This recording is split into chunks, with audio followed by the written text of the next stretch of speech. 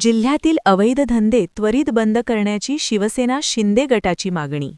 जिल्हाधिकाऱ्यांना निवेदन. कारवाई न झाल्यास 26 जानेवारीला भव्य मोर्चाचा इशारा.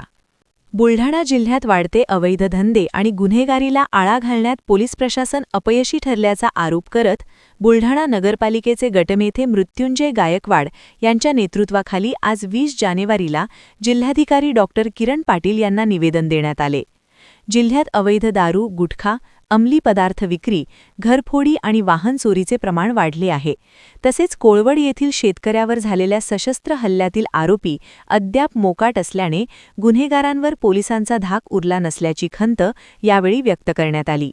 अल्पवयीन मुलांमधील व्यसनाधीनता आणि बेपत्ता मुलींचे वाढते प्रमाण हा चिंतेचा विषय ठरला आहे.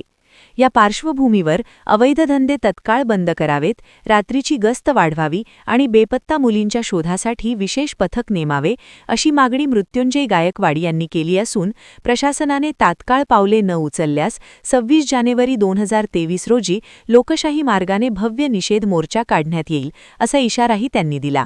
यावेळी ओमसिंग राजपूत, गजेंद्र दांदडे, संजय हाडे, धनंजय बारोटे, गजेंद्र दांदडे, आशिष जाधव, नयन शर्मा, बबलू मावतवाल, विजय दुर्ने, श्याम पवार, बाबा शेख, अजय बिल्लारी यांच्यासह नागरिक व पदाधिकारी उपस्थित होते.